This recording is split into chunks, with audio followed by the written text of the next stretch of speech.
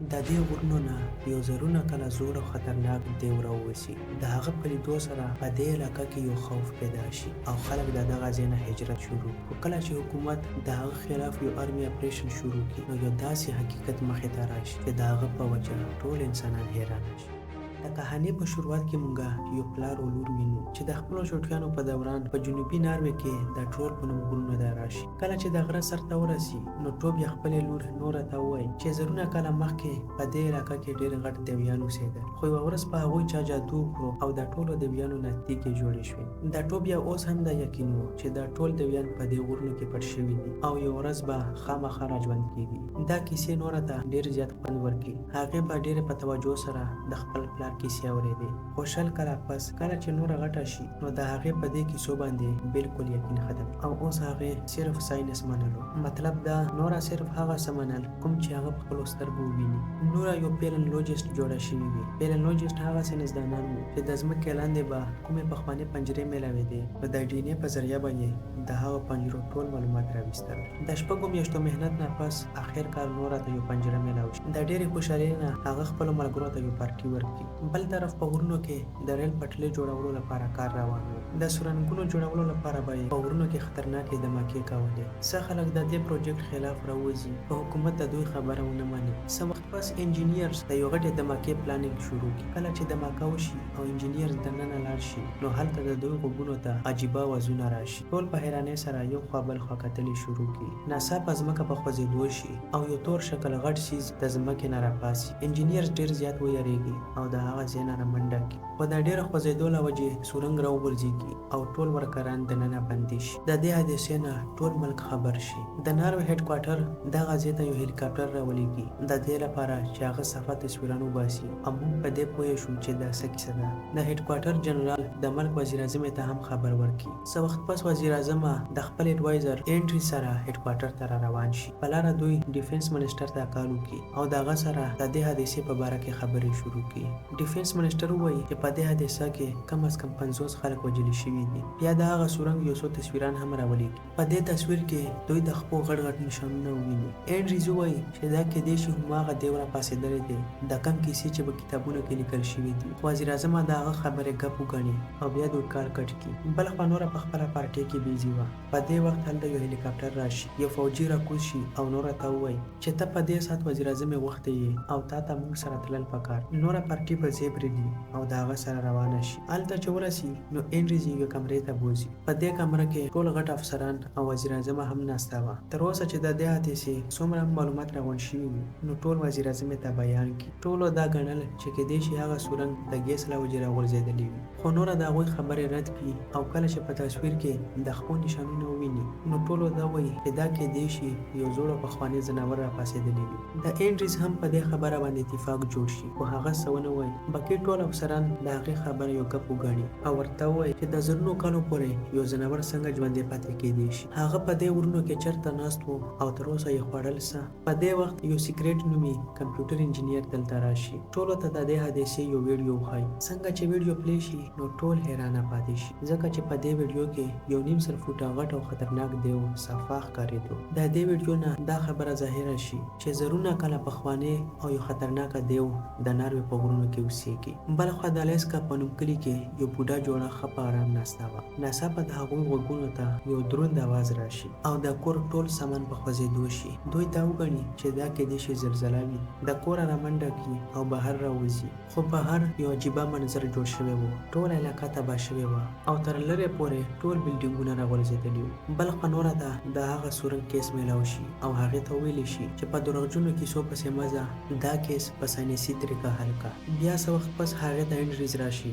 او د الاسکا کلي حادثې نه یې خبره کړي. دواړه ډېر په تیزۍ سره دې کلي ته را روان شي. په لاره دوی یو بل سره خبرې شروع کړي. انډري د هغې نه تپوس وکړي چې ته فیلنولوژیسټ ولې جوړه شوې. نوره جواب ورکړي چې ما د ماشومتوب نه د قدرت سره مینه کوله. ما غوښتل چې د دنیا هر راز په خپله سټډي کړم. بیا ورسره د خپل پلار ټوکې په باره کې هم خبرې شروع کړي چې زه به د خپل پلار سره د ټرول غرونو ته تلم او هغه به ما ته د دې غرونو په باره کې ډېرې خوندورې کیسې کولې، خو بدقسمتۍ نه زما پلار په دې کیسو کې دومره ډوب شو چې د اصلي دنیا سره یې رشته ختم شوه او اخر یې دماغ دومره خراب شول چې منټل هسپتال ته ورسېدو. کله چې لیکه ته ورسي او دا تباهي ویني نو دواړه ډېر زیات حیران. په دې کلي کې دوی سره کیپټن کریس میلاو شي. د فوج طرف نه کریس د دې ټول میشن ذمہوار و. کریس ووایي چې هغه دیو د دې تباهۍ نه پس 2 میله پورې مخکې لاړو او بیا ناڅاپه غیب شو.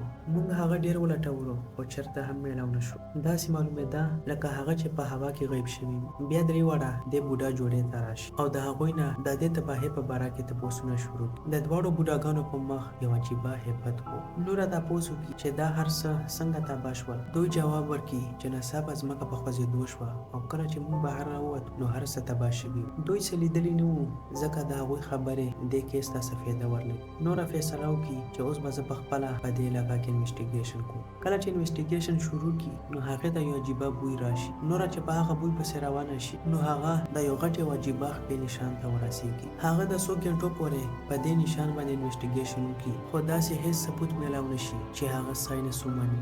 کله چې د دوی ساینسي طریقه فیل شي نو د خپل پلار نه د مدد اخیستلو فیصله وکړي. د هغې پلار په دې وخت لرې په یو خاموشه غرونو کې اوسېدو. څنګه چې هلته ورسي نو ټوپیا دوی ته ټوپک ونیسي او د راتلو نه یې منع کړي. خو کله چې د هغه نظر په خپله لور پرېوځي نو ټوپک شاته کړي او 3 واړه کور ته دننه کړي. ټوپیا تر اوسه په دې دیویانو باندې ریسرچ شروع کړی و. څنګه چې نوره هغه ته دا ویډیو وښایي نو ټوپیا ډېر زیات حیران شي او دا ووایي چې هغوی بیا راغلل. خو د نوره دماغو دا خبرې بالکل نه منلې ځکه هغه د خپل پلار نه یو ساینسي ایکسپلانیشن وغواړي. خو ټوپیا ټول ریسرچ په خپله طریقه کړی و. هغه ووایي چې دا دیویان د نروې نه ځکه غیب شول ځکه چې هغه خلکو عیسائی مذهب قبول کړی و. هغوی به په چرچونو کې ټالې وهلې او د دې نه به دیویان ډېر سخت تنګېدل. هغه دا هم ووایي چې یو څو کاله مخکې ما د دې راز حل راویستلی و خو تاسو زه یو لیونی وګڼلم او پاکلخانې ته ولیږلم.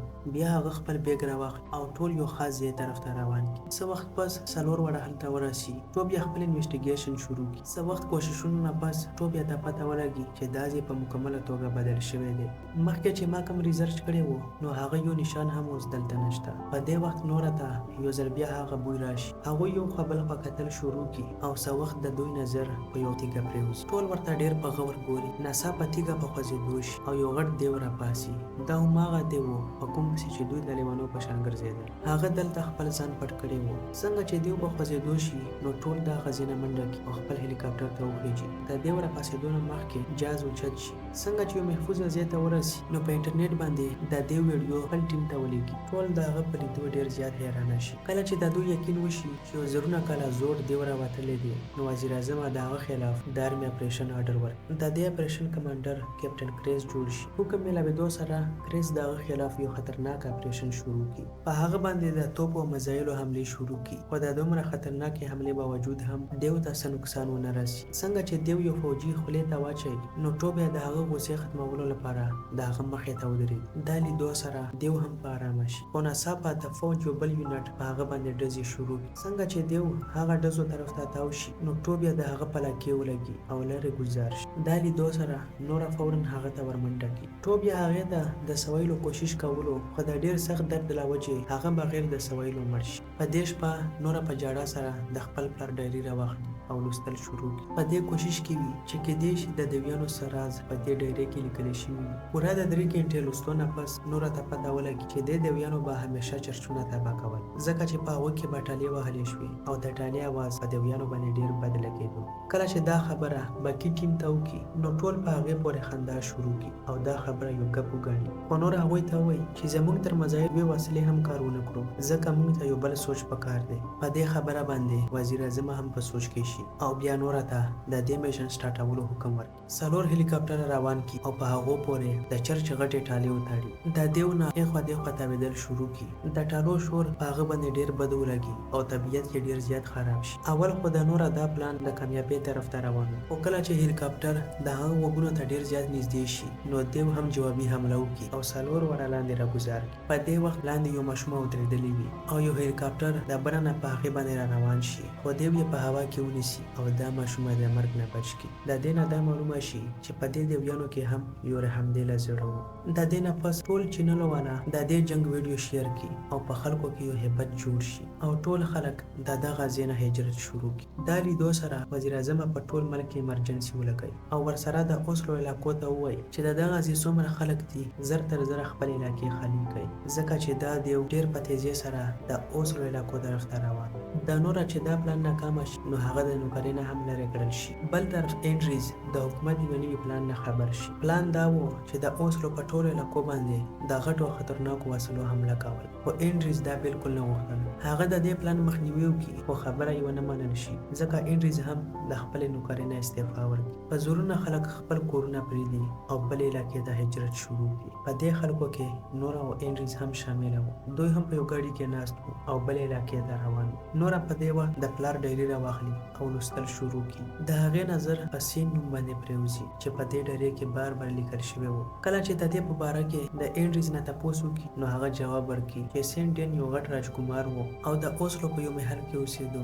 نورا په سوچ کې شي چې کېدای شي د هغه د محل نه موږ ته د دې دیو راز معلوم شي. دواړه فوراً د محل طرف ته روان شي. هلته د دوی ملاقات د رایډ سره وشي چې د دې محل انچارج و. رایډ دواړه ځان سره یو کمرې ته بوځي او همدلته نه د دې ورځ په څرګندېدو شي. ټوبیا بالکل رښتیا ویل. مخکې زمانو کې دا دیویان په ناروې کې اوسېدل او دلته په هغوی باندې چا جادو کړی و. بیا رایډ دواړه ځان سره لاندې یو سرنګ ته بوځي. دلته هغه یو حقیقت بیان کړي او وایي چې ما د ټوبیا زندګي خرابه کړې ده، ځکه چې هغه د دیویانو راز ته نږدې شوی و او ما دا نه غوښتل چې د دې راز نه دې څوک خبر شي. کله چې هغه په خپل ریسرچ باندې دې محل ته راورسېدو نو ما یو ډاکټر ته پیسې ورکړې او د ټوبیا د لیونتوب کاغذونه مې پرې جوړ کړ. اصل راز هم دا و ځکه چې په دې ځای کې د دیویانو پنجرې پراتې وې او په هغې دبره دا محل جوړ شوی و. ټوبیا هم دې راز ته رسېدلی و خو خلکو هغه یو لیونی وګڼلو او پاګلخانې ته یې ولېږلو. کوم دیو چې اوس په ټوله علاقه کې تباهي شروع کړې وه دا پنجرې هم د هغه د خاندان وې.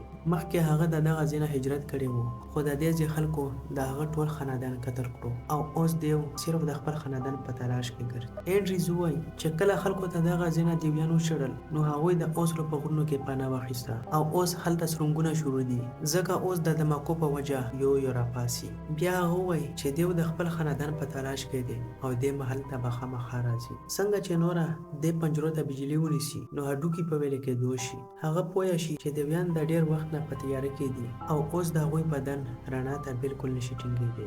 بیا د رایټ نه یو تیز ګاډي وغواړي. رایټ هم هغوی ته د راني ګاډي ورکړي. بیا نوره کیپټن کریس ته کال وکړي او د نوي پلان نه یې خبر کړي. کریس ته ووایي چې موږ به دا دیو په خپل جال کې ګیر کړو او په هغه باندې به د ډېرو لټونو حمله وکړو. څومره چې رڼا ډېره وي دومره به زر د هغه بدن ختم شي. کریس هم حیرانه شي چې د تیږې په شان سخت بدن به د لیټ په وجه څنګه ختمیږي. خو کله چې نور هغه د ټوله کیسه وکړي نو یقین یې راشي. خو اوس د دوی مخې ته یو بله مسله وه، د حکومت د دماکو پلان. د دې مسلې حل کولو لپاره هغه خپل ملګري ته کال وکړي او ورته ووایي چې څنګه کېدای شي د سرکار دا پلان وروستو کا. سیګریټس ډېره تکړه هیکره وه، د ټولو میزایلو ریموټ سیسټم هیک کړي او همدغسې د سرکار دا پلان وروستو شي. بل خوا نوره د هغه سرنګ نه یو د سر پنجره راواخلي او په خپل ګاډي کې یې کېږدي او د دیو طرف ته روان شي. دا پنجره د هغه د زوی وه، څنګه چې وویني نو په ګاډي پسې منډې شروع کړي. د نوره پلان دا و چې بوت هغه ځای ته ورسوو په کوم ځای کې چې دوی بې شمېره لیټونه لګولي. لږ څه مزل نه پس د ګاډي نه پنجره وغورځېږي او ماته شي. دیو ډېر زیات خفه شي او هغه ته احساس وشي چې اوس زما خاندان ختم شوی دی، ځکه هغه د نوره په وژلو پسې منډه کړي. بل خوا په هیډ کوارټر کې سیګریټ د هیکینګ په دوران ګیره شي. خو کله چې هغه جنرال ته د نوي پلان په باره کې ووایي نو هغه یې معاف کړي او خپل پخوانی پلان کینسل کړي، ځکه چې په هغه علاقه کې اوس هم ډېر خلک وو په کومه کې چې دوی د مزایلو دماکې کولې. بل خوا نور او انډریز په خپل مقصد کې کامیابه شي او دیو هغه ځای ته راورسوي په کوم ځای کې چې دوی لیټونه لګولي. کیپټن کریس راشي او ټول لیټونه په یو ځای ولګوي. پلان کار شروع کړي او د دیو بدن په آرام سره په ویلې کېدو شي. خو کله چې هغه د ډېر درد نه په تړپېدو شي نو د نوره په زړه کې ترس راشي او د هغه تکلیف ته بالکل برداشت نشي. بټن یې ووهي او ټول لیټونه بند کړي. په اوس ډېر ناوخته شوی و، ځکه چې هم په دغه وخت د سحر لمر راوخیږي. څنګه چې رڼا په دیو پرېوځي نو بدن یې په سوځېدو شي، په ځمکه را پرېوځي او بدن یې یو ځل بیا په تیږه کې بدل شي. د هغه په دې دردناک مرګ باندې نور ډیره زیاته خفه شي، خو بل خوا خلک د هغه په مرګ یو جشن شروع کړي. په دې وخت وزیر اعظم هم راشي او نور ته د میشن مبارکي ورکړي. ټول ټیم ډیر زیات خوشاله وو، خو د دوی دا خوشحالي تر ډیر وخته پورې پاتې نه ځکه چې یو څو ورځې پس هماغه څه وشي دا کومه یاره چې د مخکې نه د نوره په زړه کې وه یو ځل بیا تیږې په خوځېدو شي. مطلب دا و چې یو نوی دیو د راپاڅېدو والا دی او د دوی مخې ته یو بل غټ چیلنج د راتلو والا دی. همدغه خوفناک سین سره دا فلم ختم شي. که ویډیو مو خوښه شوې وي نو لایک یې کړئ او چینل ضرور سبسکرایب کړئ.